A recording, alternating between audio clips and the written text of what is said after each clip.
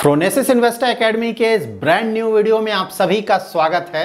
जब भी हमें किसी पर्टिकुलर स्टॉक में अपना इन्वेस्टमेंट करना रहता है तो हम सबसे पहले उस स्टॉक्स के फंडामेंटल्स को चेक करते हैं, लाइक उसका सेल्स कैसा है, प्रॉफिट कैसा है और साथ ही कुछ और पैरामीटर्स को चेक करते हैं एंड बेसिस दैट हम ये डिसाइड करते हैं कि क्वालिटी ऑफ स्टॉक कैसा है। सो नाउ वंस हमने ये डिसाइड कर लिया कि कोई पर्टिकुलर स्टॉक का फंडामेंटल्स अच्छा है, उसके बाद हम ये चेक करते हैं कि उस अच्छे क्वालिटी के स्टॉक का वैल्यूएशन कैसा है।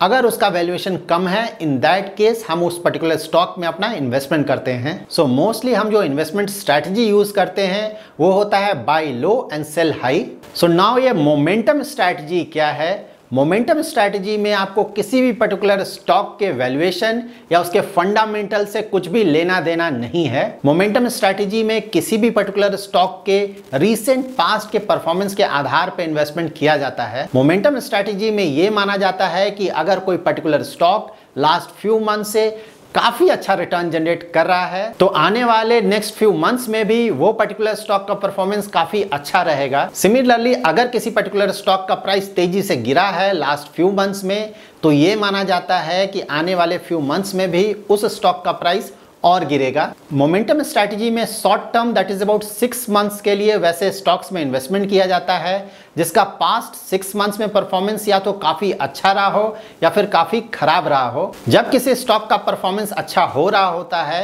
तो आप इसलिए उस स्टॉक में अपना इन्वेस्टमेंट करते हैं कि फ्यूचर में अगर उस स्टॉक का प्राइस ऊपर जाता है तो आपको प्रॉफिट होगा। और अगर कोई ऐसा स्टॉक है जिसका रिसेंट पास्ट में परफॉर्मेंस अच्छा नहीं है और नियर फ्यूचर में भी अगर आप एक्सपेक्ट कर रहे हैं कि उस स्टॉक का प्राइस और नीचे जाएगा तो उस स्टॉक को आप शॉर्ट सेल करेंगे। किसी भी स्टॉक को शॉर्ट करने का मतलब ये होता है कि वो पर्टिकुलर स्टॉक फिलहाल आपके पास नहीं है लेकिन फिर भी आपने उस स्टॉक को बेच दिया है और फ्यूचर में जब स्टॉक का प्राइस नीचे आएगा उस समय आप उस स्टॉक को खरीदेंगे। तो यहाँ पे आपने उस स्टॉक को तब बेचा जब स्टॉक का प्राइस थोड़ा ज़्यादा था और आपने उस स्टॉक को फ्यूचर में तब खरीदा जब उस स्टॉक का प्राइस नीचे गिर गया था।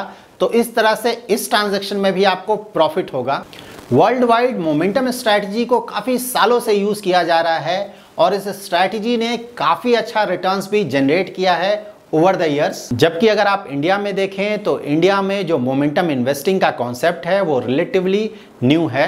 NSC that is National Stock Exchange ने Nifty 200 momentum 30 index last year that is August 2020 में लॉन्च किया था। Nifty 200 momentum 30 index Nifty 200 index के 30 स्टॉक्स में अपना इन्वेस्टमेंट करता है। निफ्टी 200 इंडेक्स में लार्ज कैप के 100 कंपनीज और मिड कैप के 100 कंपनीज आते हैं। और अगर आप निफ्टी 200 के कंपनीज का मार्केट कैप देखें तो एनएससी में जितने भी कंपनीज लिस्टेड हैं उन सारे कंपनीज के मार्केट कैप का अबाउट 87% मार्केट कैप है इन निफ्टी 200 कंपनीज का। सो नाउ ये momentum 30 index out of 200 stocks 30 stocks कैसे सेलेक्ट करेगा इन्वेस्टमेंट के लिए? Nifty 200 momentum 30 index Nifty 200 index के सिर्फ वैसे स्टॉक्स में अपना इन्वेस्टमेंट करता है जो कि एटलीस्ट 1 ईयर पहले लिस्ट हुए हों और साथ ही जिनका trading FNO that is futures and option segment में हो रहा हो। तो अगर आप निफ्टी 200 इंडेक्स में इन 2 फिल्टर्स को यूज करेंगे, फर्स्ट फिल्टर है listing history of 1 year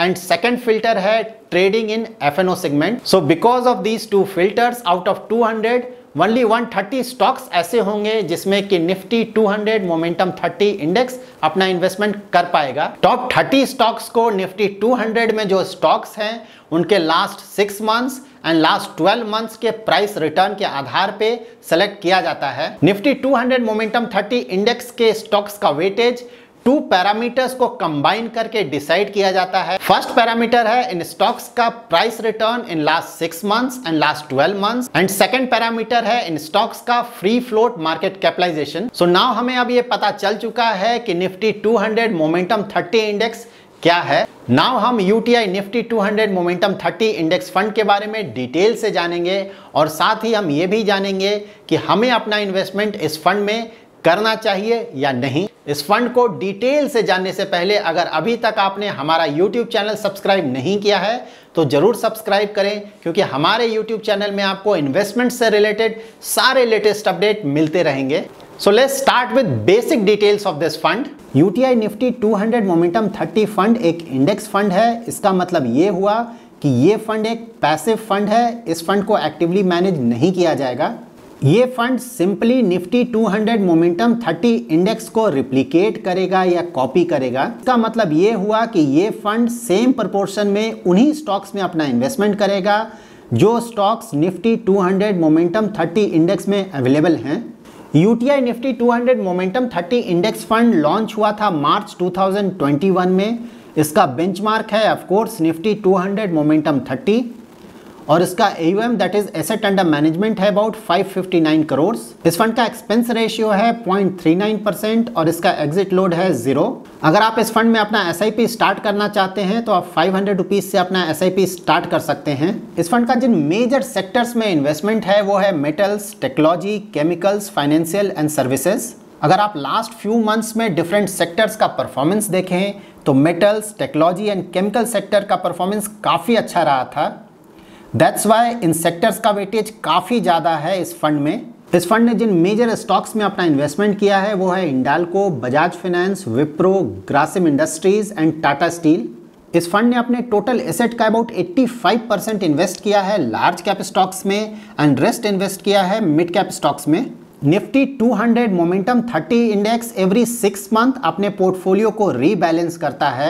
every year जब जून एंड दिसंबर में इस इंडेक्स का पोर्टफोलियो रीबैलेंस होगा तो मोस्टली इस पीरियड में इस फंड के सेक्टर एंड स्टॉक पोर्टफोलियो में भी चेंजेस आएगा। Because of this 6 monthly portfolio rebalancing आप ये एक्सपेक्ट कर सकते हैं कि ओवरऑल इस पोर्टफोलियो का एनुअल टर्नओवर रेशियो भी ज़्यादा होगा और अगर ये एनुअल टर्नओवर रेशियो काफ़ी ज़्यादा आता है तो उसके कारण इस फंड का एक्सपेंस रेशियो भी ज़्यादा आएगा। ये फंड मार्च में ही लॉन्च हुआ है। दैट्स वाई इस फंड का इवन 1 ईयर का रिटर्न्स अवेलेबल नहीं है। सो नाउ क्या हमें अपना इन्वेस्टमेंट इस फंड में करना चाहिए? तो हमने इस वीडियो में ऑलरेडी देखा है कि ये फंड और ये इंडेक्स दोनों ही रिलेटिवली काफ़ी न्यू हैं। साथ ही ये इंडेक्स काफ़ी ज़्यादा वोलाटाइल भी होगा क्योंकि इस इंडेक्स में सिर्फ वैसे स्टॉक्स में इन्वेस्टमेंट किया जाएगा जिन स्टॉक्स का प्राइस मूवमेंट काफ़ी ज़्यादा हो। सो because of this very high volatile nature of this fund अगर आप एक एग्रेसिव या वेरी एग्रेसिव इन्वेस्टर हैं तभी आप अपना इन्वेस्टमेंट इस फंड में करें। निफ्टी 200 मोमेंटम 30 इंडेक्स का एक ड्रॉबैक ये है कि ये इंडेक्स अपने पोर्टफोलियो का रीबैलेंस एवरी 6 मंथ करता है। अगर आप स्टॉक मार्केट में स्टॉक्स के प्राइस मूवमेंट को देखें तो कई बार ऐसा होता है कि इन स्टॉक्स का price movement even 1 to 2 months में भी काफ़ी तेज़ी से ऊपर या नीचे जाता है। तो अगर इस तरह का प्राइस मूवमेंट होता है तो इस इंडेक्स का रिटर्न ज़्यादा अच्छा नहीं आएगा। जब भी स्टॉक मार्केट में कोई मेजर करेक्शन आएगा लाइक 2008 या फिर 2020 उस समय भी इस फंड का जो रिटर्न्स है वो काफ़ी बुरी तरह हिट होगा। ये फंड निफ्टी 200 इंडेक्स के स्टॉक्स में अपना इन्वेस्टमेंट करेगा। दैट इज़ ये fund large cap and mid cap दोनों तरह के स्टॉक्स में अपना इन्वेस्टमेंट करेगा।